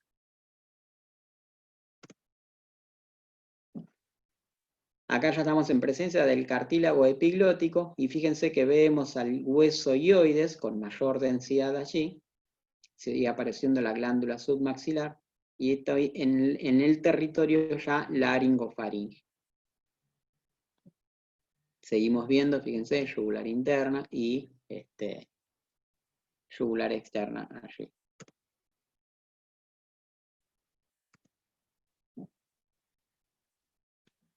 Acá fíjense que se tiñó bien, vieron que dijimos las venas por delante cubriendo las arterias, acá tenemos la arteria, la vena yugular interna protegiendo ahí a la arteria carótida interna, ¿sí? ¿Y por qué nos damos cuenta? Porque ya pasamos el hueso hioides, entonces estamos en carótida interna. Acá vemos la carótida externa y el músculo esternocleidomastoideo. Entonces tenemos que guardar este machete. Esternocleidomastoideo cubre el paquete vasculonervioso del cuello. Por dentro voy a ver yugular interna y carótida interna. Y por fuera, carótida externa. La arteria carótida externa. La que veíamos anteriormente era la vena yugular externa. Acá ya estamos bien abajo, fíjense que vemos esta superficie de forma redondeada hacia adelante y aplanada hacia atrás, lo que habíamos identificado como la tráquea. Acá vamos a tener otra vez la vena yugular, el esternocleidomastoideo. Acá, como estamos más abajo, esto no corresponde a la carótida interna, sino que acá es carótida primitiva todavía, ¿sí? Estamos ya en la región del tórax, no pasamos el cartílago tiroideo, entonces esto está mal referenciado, es carótida primitiva a ese nivel. Y ahí terminamos con cuello, vamos a meternos un poco con la región del tórax, así vemos algo también de esto, ¿no es cierto? Entonces, este tórax está representado principalmente por un tórax óseo, ¿no es cierto?, que está limitado hacia adelante por el hueso esternón, hacia atrás por la sumatoria o la superposición de los cuerpos vertebrales, y lateralmente, posteriormente y anteriormente también, por los cartílagos costales y las costillas, ¿no es cierto?, que en número de 12 de cada lado se identifican, ¿no es cierto?, estas costillas, que en total figuran 24. Entonces vamos a tener un límite superior de este tórax, que va a estar dado por el opérculo torácico, ¿no es cierto?, ese orificio que se forma entre los arcos costales primarios y el esternón hacia adelante y los cuerpos vertebrales hacia atrás, y hacia abajo por una estructura de anatomía de partes blandas, que es el principal músculo de la respiración, que va a ser el diafragma, ¿no es cierto? Entonces, si nos metemos hacia el interior del tórax, vamos a ver que en él contiene, esa cavidad torácica contiene en su plano central a un espacio denominado mediastino, que este mediastino va a estar delimitado hacia los costados, lateralmente, por las caras internas de ambos pulmones, ¿no es cierto? Entonces, fíjense, acá vemos parte del pulmón derecho, parte del pulmón izquierdo, y en un plano central el mediastino, que contiene, por supuesto, al corazón. Fíjense que en este esquema tenemos la presencia de las estructuras venosas, la vena yugular interna y la vena subclavia, formando los troncos venosos, izquierdo y derecho ahí. Y ahí vemos atrás a las carótidas primitivas, ¿sí? Fíjense, acá vemos la tráquea, ¿no?, venas tiroides inferiores y superiores, y las glándulas tiroides ahí a ese nivel. Entonces, lo primero que podemos decir, que dentro de esa cavidad torácica se aloja el pulmón derecho y el pulmón izquierdo. Y características de estos pulmones es que en el derecho, por ejemplo, está dividido en 3 lóbulos, uno superior, uno medio y uno inferior, por una cisura, mejor dicho, por dos cisuras, ¿no es cierto? Fíjense que la cisura mayor, que me va a dividir al lóbulo inferior del medio, es bien importante y tiene dirección ascendente, que se dirige desde adelante hacia atrás y de abajo hacia arriba. Es decir, fíjense todo lo que pertenece al lóbulo inferior. Entonces, cuando veamos un corte axial que sea bien alto, puede tener relacionado esa patología, esa imagen que se nos aparece en ese corte tomográfico, puede estar en relación al lóbulo inferior, a pesar de que sea bien alto el corte. Imagínense que paso a nivel del ilio, lo que vea por detrás va a pertenecer al lóbulo inferior, ¿sí? Porque el lóbulo inferior ocupa todo este territorio. ¿Ven? Todo esto que vemos acá es parte del ilio. El ilio es ese sector por donde ingresan vasos nobles y salen, ¿sí? Desde afuera hacia adentro y desde adentro hacia afuera. Juntos forman el pedículo pulmonar. En esta cara interna vemos la impresión del corazón, ¿sí? Esto que es parte de las impresiones vasculares. Acá vemos, fíjense, la impresión del esófago, de la tráquea y de la vena cava superior. Es decir, que yo voy a tener aquí bien pegadita la aurícula derecha. ¿Por qué? Porque la vena cava superior va a drenar su contenido en esa aurícula derecha. En cuanto al pulmón izquierdo, vemos que tiene dos lóbulos solamente y que está dividido por una cisura oblicua, ¿no es cierto? Que en el lóbulo superior, fíjense, vemos la impresión de la primer costilla, de la vena subclavia y de la arteria subclavia allí. Esto va a estar bien en relación a ¿qué cosa? Al ventrículo izquierdo. ¿Sí? Del ventrículo izquierdo, ¿qué nace? Nace la arteria aorta. Entonces, esa arteria aorta que tiene una porción ascendente, horizontal y descendente, me va a ir dejando estas impresiones en la cara interna del pulmón. Y acá vemos también el ilio pulmonar izquierdo. Desde el callado de la aorta, nosotros sabemos que va a dar, ese callado de la aorta da al tronco arterial brachiocefálico, que luego dará la arteria carótida primitiva y subclavia derecha, y del lado izquierdo dará la arteria subclavia izquierda y la carótida primitiva izquierda, ¿no es cierto? Desde su raíz daría nacimiento de esos senos de Valsalva a las arterias coronarias derecha e izquierda, que luego se encargarán de irrigar al corazón, ¿no es cierto? Y acá la vemos, fíjense, acá vemos el ventrículo izquierdo, el ventrículo derecho, o conocido también como anteromedial, y la aurícula derecha, ¿sí? Esto que vemos acá es la arteria aorta, ¿sí? Naciendo, ascendente, fíjense, este es el ventrículo derecho, están haciendo la arteria pulmonar, que se dirige su tronco principal de forma ascendente, y va a dar dos ramas, una arteria pulmonar izquierda y una arteria pulmonar derecha, ¿sí? Se va a encargar de la circulación mayor, es decir, que esta arteria pulmonar no va a irrigar los pulmones, no lleva sangre oxigenada, sino que lleva sangre dexooxigenada. Lleva esta sangre hacia el pulmón, hacia los capilares sanguíneos, las paredes alveolares, ¿no es cierto?, de esos pulmones, y va a ir, se va a ingresar hasta allí para generar el intercambio gaseoso, lo que se conoce como hematosis, ¿no es cierto? Allí se dirá, entonces, te doy un oxígeno, te doy un dióxido de carbono, dame un oxígeno. Y ese oxígeno va a volver al corazón, a la aurícula izquierda, mediante las venas pulmonares. Entonces, aquí hay una variante, porque siempre nos enseñaron que las arterias llevan sangre oxigenada y las venas dexoxigenada. En este caso, del ventrículo derecho, sale sangre dexoxigenada mediante la arteria pulmonar hacia los pulmones, se genera el intercambio gaseoso en el lecho capilar, en las paredes alveolares, ¿sí? Y vuelve esa sangre oxigenada a la aurícula izquierda del corazón por medio de las venas pulmonares, que son en número de 4. Y de esa sangre oxigenada pasará entonces al ventrículo izquierdo y va a dar nacimiento ahí a la arteria aorta, ¿sí? Formando ya o dando comienzo a la circulación mayor.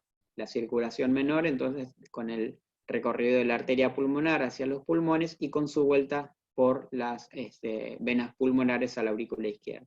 Y la circulación mayor desde el ventrículo izquierdo con el nacimiento de la arteria aórtica hacia todo el organismo que vuelve a la aurícula derecha mediante las venas cavas superior e inferior, que tiene una parada, ¿no es cierto?, a nivel del hígado por el sistema porta, todo ese sistema complejo, ¿no es cierto?, que lleva la sangre hacia el hígado y del hígado pasará a la vena cava inferior por medio de las venas suprahepáticas. Esa vena cava inferior también va a drenar en la aurícula derecha, ¿sí? Y así se completa el proceso y vuelve a empezar tanto la circulación mayor como la circulación menor. Esto es una vista anterior donde vamos a encontrar diferentes accidentes anatómicos a nivel de, siempre en las tomografías podemos ubicarnos a nivel de los cuerpos vertebrales. Entonces, esto que le voy a mostrar acá se da mucho a nivel de la cuarta y la quinta vértebra dorsal. Por ejemplo, la tráquea se divide en un bronquio fuente derecho y en un bronquio fuente izquierdo a nivel de la cuarta vértebra dorsal. Y a ese nivel se forma un ángulo denominado ángulo carinal. Fíjense que acá tengo el corazón con el ventrículo derecho, la arteria pulmonar izquierda y la arteria pulmonar derecha. Acá está seccionada la arteria aorta, entonces vamos a ver que esa arteria aorta tiene una porción ascendente y hace callado ¿por dónde? Por el bronquio fuente izquierdo, ¿sí? Eso es importante reconocerlo. Entonces yo tengo ahí en todo este territorio un conjunto de estructuras ganglionares que tomográficamente se les debe prestar atención. El aumento de densidad, cambio en su morfología, nos debe llamar la atención a nosotros, ¿sí? Acá tenemos ganglios paratraqueales, bueno, todo un conjunto de estructuras ganglionares que es importante reconocer, ¿sí? La ventana aórtico-pulmonar, bien, a todo ese territorio le debemos prestar atención. Entonces vemos ahí la vena cava superior y la vena cava inferior. 3 lóbulos para el pulmón derecho, 2 lóbulos para el pulmón izquierdo. En esta vena cava superior, vamos a ver que ahí se ve parcialmente, fíjense esto que vemos ahí, por detrás de esa línea negra, en esta vena cava superior va a drenar su contenido otra estructura venosa en su cara posterior, en realidad, ¿no es cierto?, de la vena cava superior. Va a drenar su contenido la vena ácigos, que viene trayendo la sangre, ¿no es cierto?, desde abajo, desde el territorio torácico, primero por vena ácigos mayor, menor, hemiácigos. Bien, la ácigos hace callado por el bronquio fuente derecho, ¿sí? Entonces, recordar esto cada vez que vemos imágenes tomográficas. La arteria aorta hace callado por el bronquio fuente izquierdo. Ácigos hace callado por el bronquio fuente derecho. Y drena o desemboca en la vena cava superior. Ahí vemos el espacio, ¿no es cierto? Las medidas, más o menos, que miden el diámetro traqueal, ¿no es cierto? Y el ángulo que se forma entre el bronquio fuente izquierdo y el bronquio fuente derecho.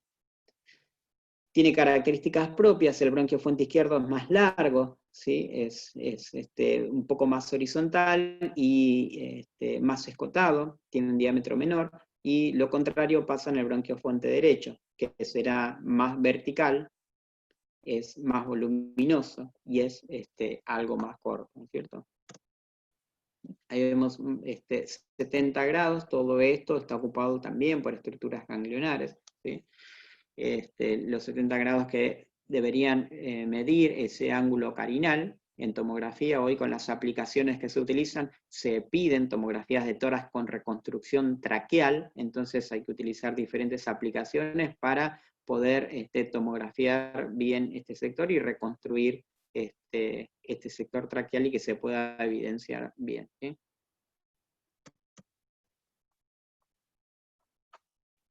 Esto, rapidito, vemos cómo esos bronquios fuentes, los bronquios una vez que ingresan al pulmón se van dividiendo por dicotomía, ¿no es cierto? Van haciéndose cada vez más finos, cada vez más delgados, y va a empezar a formarse lo que se conoce como segmentación pulmonar.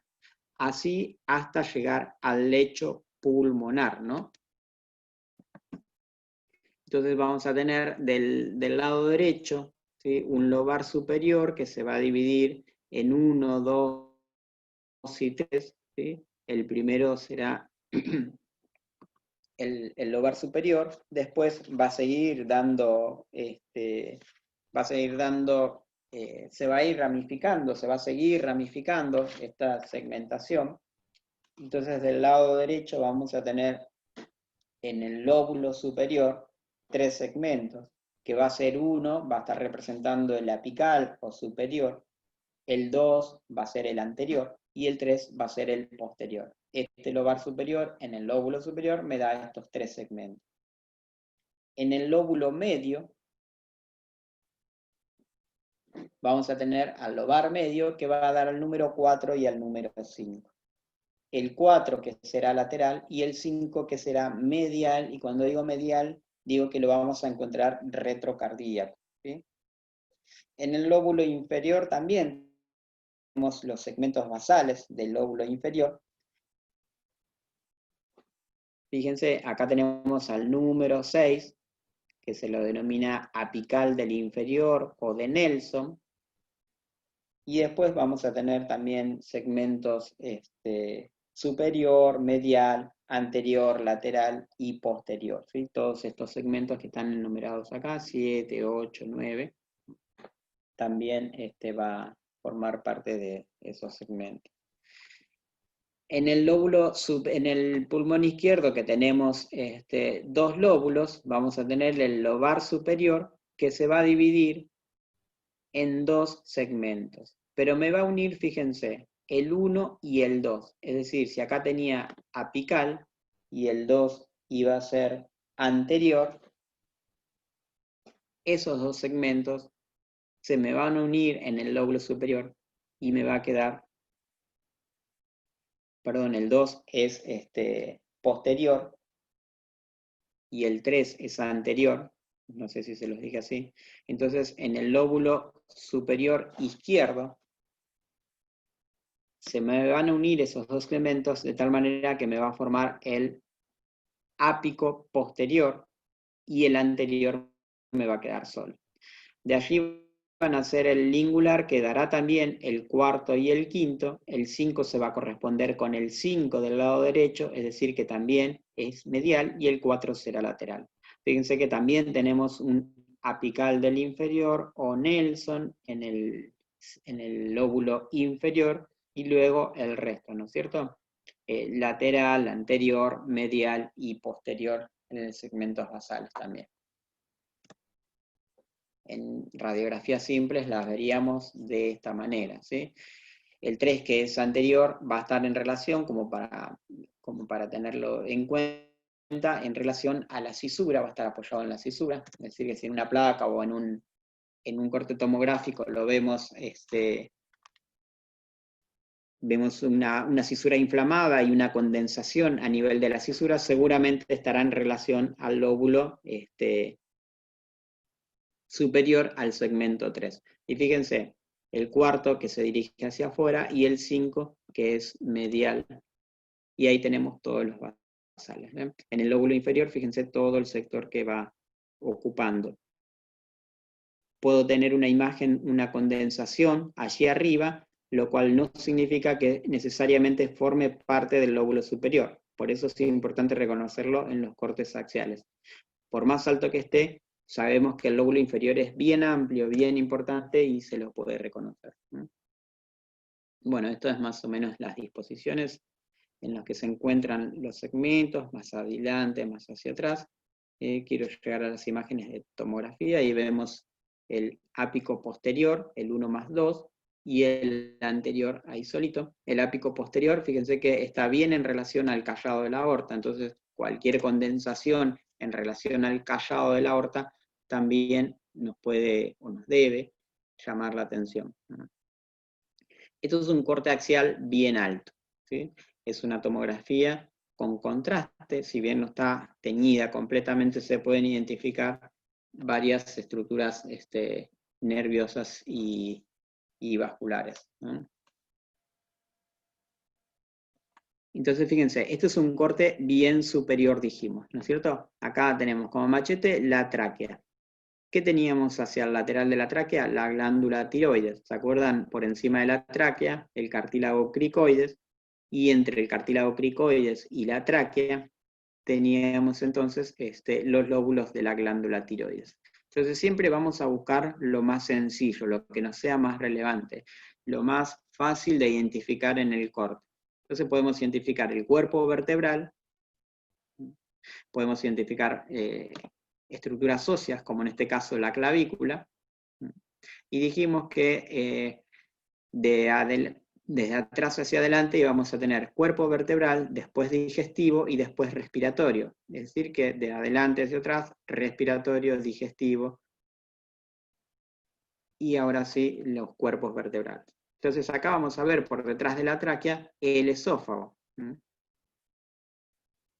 Si estamos a nivel del esófago, entonces seguramente estamos más o menos a nivel de una sexta vértebra cervical o ya las primeras dorsales. Fíjense que acá vemos parte de ¿qué? De la yugular interna, ¿ven? Y de la carótida. ¿Y qué carótida será? Será carótida primitiva, porque todavía no estamos a nivel del cartílago tiroides. No estamos hacia arriba, estamos en la región del tórax.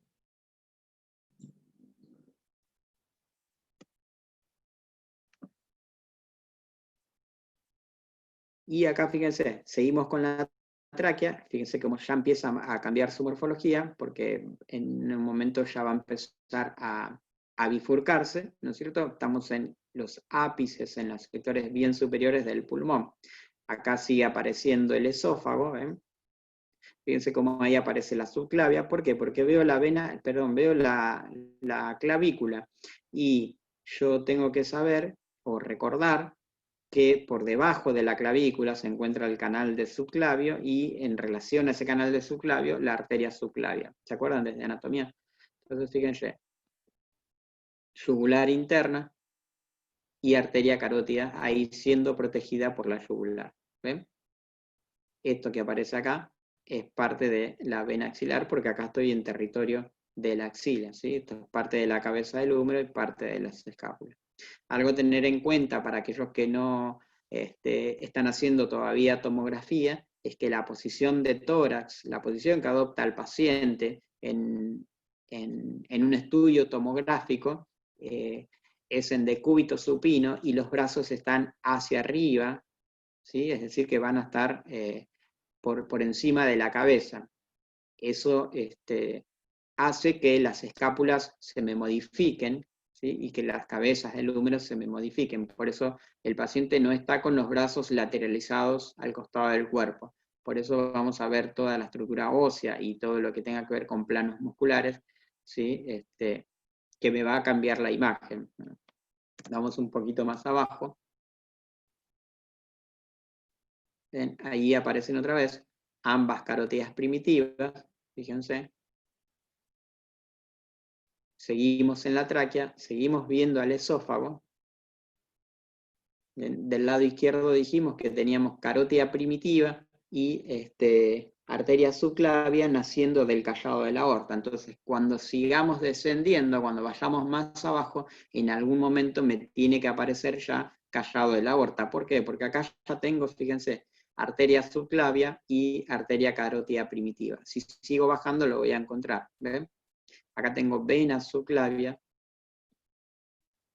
y parte de la arteria subclavia ahí del lado derecho. Es decir, que si yo sigo bajando, porque tengo la carótida primitiva ahí, si sigo bajando lo que voy a encontrar va a ser el tronco arterial brachiocefálico, ¿no es cierto? También esta rama que nacía o que nace del callado de la aorta. Y ahí estamos, ¿ven? Sigue apareciendo la arteria subclavia, ¿sí? Acá empieza a aparecer ya la vena brachiocefálico o el tronco venoso brachiocefálico del lado izquierdo. Las carótidas primitivas se mantienen paralelas, satélites de la tráquea allí, y el extremo medial de la clavícula. ¿Ven? Es decir, que en un momento entonces va a aparecer también el esternón o el manubrio esternal. Acá vemos la vena parte o volumen parcial, lo que se conoce como volumen parcial del tronco venoso brachiocefálico, ¿no? Y la arteria subclavia. Sigo bajando, ahí vemos todavía parte del esófago, y fíjense que acá también me va a aparecer en algún momento la vena ácigos que drenaba en la cara posterior de la vena cava superior.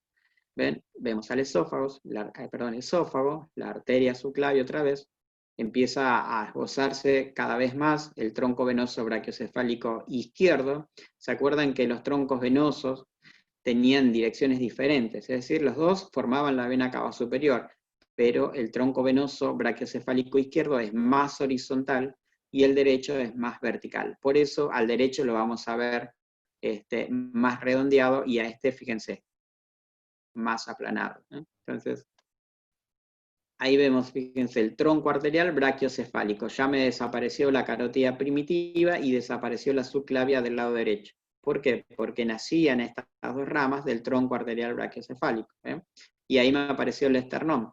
¿Se acuerdan? En la imagen anterior no las tenían, ¿ven? Tenía carótida primitiva, no tenía el esternón y tenía la arteria subclavia. Estas ramas nacían del tronco arterial brachiocefálico. Si bajo, me aparece el tronco arterial brachiocefálico, la carótida primitiva del lado izquierdo y la arteria subclavia del lado izquierdo, ¿ven?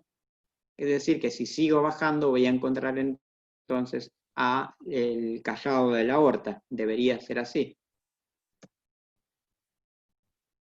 Miren cómo se esboza todavía más al tronco venoso brachiocefálico. ¿Por qué lo vemos en esta dirección? Porque dijimos que tenía dirección más horizontal y el derecho más vertical. ¿Ven? Acá vemos al tronco venoso brachiocefálico derecho y acá vemos al tronco arterial brachiocefálico, que en realidad no es derecho porque hay uno solo, arterial hay un tronco arterial solo. ¿Ven? Acá ya vemos la primera costilla articulándose con el manubrio esternal y sigue apareciendo el esófago y la tráquea ahí que ya comienza a dividirse. Miren, entonces volvemos. Arteria subclavia y carótida primitiva. Nacían del callado de la aorta. Sigo bajando, ¿qué apareció? Aparece el callado de la aorta. ¿Ven? Callado de la aorta acá entonces. Acá tengo carótida primitiva, y acá tengo, fíjense, todo esto que vemos acá es la vena, o mejor dicho, el tronco venoso brachiocefálico izquierdo, bien horizontal, ¿ven? ¿A dónde va a desembocar? Va a unirse, mejor dicho, con la vena brachiocefálica del lado derecho. ¿Qué van a formar en conjunto? Cava. Entonces yo reconociendo esta parte de la anatomía, si sigo bajando, digo, bueno, entonces en algún momento me va a aparecer vena cava superior, porque la unión de estos dos troncos me terminaban formando cava, ¿no? Entonces, si sigo bajando, va a empezar a expresarse todavía más el callado de la aorta y la vena cava superior. Debería ser así. Y ahí lo vemos, ¿ven? Se ve mejor el callado de la aorta, ya no tenemos carótidas porque no nacieron, a este nivel todavía no nacieron, tendríamos que subir, y ese callado de la aorta en relación a qué cosa, a la vena cava superior que ya se formó por los troncos venosos brachiocefálicos derecho e izquierdo. Todo esto es espacio prevascular, grasa pericardíaca, ¿no es cierto? Y el espacio retrocavo pretraqueal, que también es un sector donde se depositan muchas estructuras ganglionales, ¿sí? Esto que vemos acá, así deberíamos verlo normalmente. No debería estar ocupado o aumentado de tamaño. Si cambia la densidad o la forma, nos debe llamar la atención. Y si bien nosotros no le vamos a hacer un diagnóstico, es importante que los cortes sean finos a ese nivel y le podamos mostrar al médico que algo está pasando allí, ¿cierto? Ahí vemos la tráquea y el esófago sigue apareciendo. Todo esto es callado de la aorta, es decir, que acá tengo aorta ascendente, callado y aorta descendente. En algún momento esta porción horizontal, si sigo bajando, tiene que desaparecer. ¿Ven? Ahí se ve volumen parcial de ese callado de la aorta. Sigue la vena cava superior, tengo la aorta ascendente y tengo la aorta descendente. ¿Sí? Y acá vemos la ventana aortopulmonar, también depósito de estructuras ganglionares que hoy nombramos. Sigue apareciendo el esófago allí, el espacio retrocavo pretraqueal, y bueno, todo el espacio prevascular ocupado por vasos tímicos y grasa pericardíaca, ¿no es cierto? Entonces, pensemos en las relaciones. Anatomía siempre es todo relaciones, ¿no es cierto? Que hay adelante, que hay abajo, que hay atrás. Entonces, si yo sé que la arteria aorta nace del ventrículo izquierdo, si sigo bajando me voy a encontrar con el ventrículo izquierdo. Entonces, si yo sé que la aurícula izquierda comprime al esófago o está en relación al esófago, entonces como yo tengo el esófago acá, en algún momento voy a empezar a ver aurícula izquierda. ¿Por qué? Porque la aurícula izquierda está hacia arriba y hacia atrás en el mediastino. Se lo conoce también como mochila del corazón, por eso se lo identifica así. Entonces, sigo bajando y miren quién apareció ahora. Apareció la vena ácigos. ¿Dónde drenaba vena ácigos? A la vena cava superior. ¿Ven? Ahí viene vena ácigos a la cara posterior de la vena cava superior. ¿Dónde drena? Cava superior en la aurícula derecha. Si sigo bajando, ¿con qué me voy a encontrar? Con la aurícula derecha. Y en el sector de la aorta ascendente, con el ventrículo izquierdo. ¿Entiende?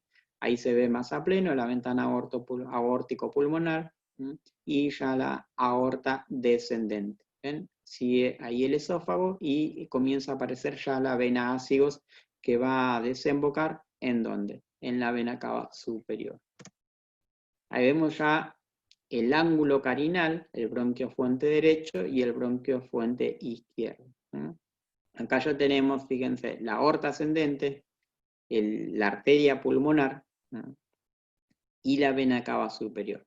La arteria pulmonar dijimos que tenía un tronco principal y una rama derecha y una rama izquierda, entonces seguramente va a seguir apareciendo más de la arteria pulmonar. Vamos un poquito más hacia abajo.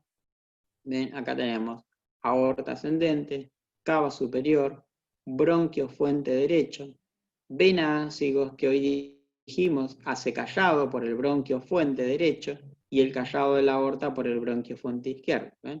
Acá vemos al bronquio fuente izquierdo, la arteria pulmonar por delante del bronquio fuente izquierdo. Esto es parte del tronco, debería aparecer ahora la arteria pulmonar derecha. ¿Ven? Ahí ya se hace bien evidente el tronco de la arteria pulmonar y acá tenemos arteria pulmonar derecha. Se dirige hacia el pulmón derecho y lo hace por delante de ¿qué cosa? Del bronquio fuente derecho. Este es el tronco principal. La arteria pulmonar o su tronco principal nacía o nace del ventrículo derecho. Es decir, que si sigo descendiendo, me voy a encontrar a este nivel con el ventrículo derecho y a este nivel con el ventrículo izquierdo. Y si acá tengo cava superior, seguramente un par de imágenes más estaré en relación al, o mejor dicho, a la aurícula derecha, ¿no? Bien, tronco de la arteria pulmonar, importantísimo reconocer para esos estudios dinámicos como protocolos para TEP, tromboembolismo pulmonar. Acá es donde me tengo que parar con el ROI y decirle a 150 unidades Hanfield, quiero que me empieces a disparar para teñir toda la arteria pulmonar. O 140 o 80, lo que usen en el protocolo, ¿no es cierto? Creo que se maneja entre 140 y 150, si mal no recuerdo. Unidades Hanfield. Entonces, tronco de la arteria pulmonar y arteria pulmonar derecha. ¿Ven? Vena cava superior, aorta ascendente, sigue apareciendo el esófago ahí, y acá tenemos todavía la vena ácida. ¿Ven? La aorta descendente y la rama de la arteria pulmonar izquierda. Vamos un poquito más hacia abajo. ¿Sí? No cambió demasiado, seguimos más o menos teniendo las mismas estructuras. Fíjense que ahí ya aparece el ventrículo derecho, que da nacimiento a la arteria pulmonar. Esto es la raíz de la aorta, es decir que ya en la próxima imagen estaríamos en ventrículo izquierdo, y acá ya no vemos cava, sino que vamos a ver dónde desemboca cava superior, que es en la aurícula derecha. Esto es parte de la arteria pulmonar.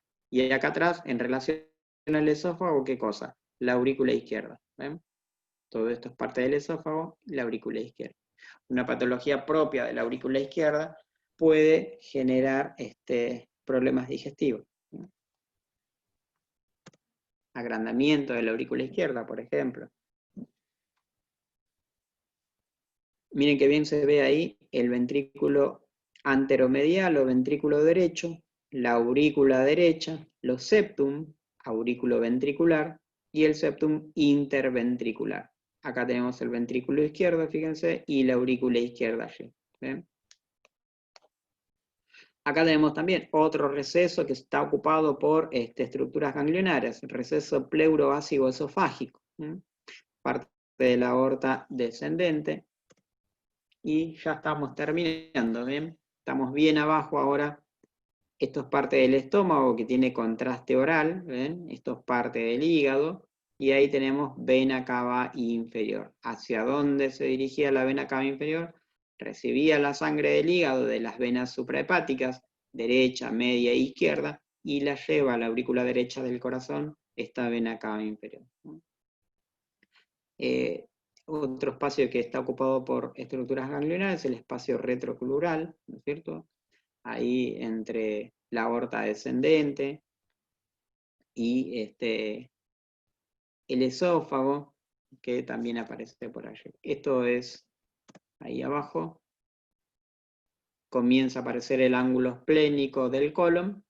Todo esto es estómago, sigue siendo estómago. Esto es el hígado, ahí aparece todavía vena cava inferior. Aorta descendente bien paralela a la columna y ya empieza a expresarse el vaso. Si comparamos la densidad del hígado con la densidad del vaso, son homogéneas, es decir, que así deberíamos verla normalmente. Podemos utilizar estas dos densidades para que nos llame la atención alguna alteración, es decir, algún proceso que se esté desarrollando a nivel del hígado que me cambie la densidad hepática, la puedo comparar con la densidad del vaso y decir, bueno, acá está pasando algo. Normalmente deberían tener ambos la misma densidad. Miren acá, estas son las últimas imágenes. Esto es callado de la aorta y vena cava superior ahí. ¿Ven? Que vimos todo esto callado de la aorta y vena cava superior. Es decir, que estamos allí arriba. Esto es parte del lóbulo inferior y esto es parte del lóbulo superior. Esto es medio. ¿Ven? Esto es parte del lóbulo superior y esto es parte del lóbulo inferior ahí en el pulmón izquierdo. Fíjense que acá vemos la bifurcación traqueal. ¿Ven? Se ve, esto es ventana, siempre que se realizan tomografías de tórax, las van a realizar en ventanas paramediastino, y ventana pulmonar. La que vimos anteriormente es la ventana paramediastino y esto es ventana pulmonar. Entonces se puede tomografiar así, siempre va en ambas ventanas y normalmente se suele hacer la ventana pulmonar en alta resolución. ¿Ven? Ahí vemos el bronquio fuente izquierdo y el bronquio fuente derecho. ¿Sí? ¿Qué más de aquí? Nada más.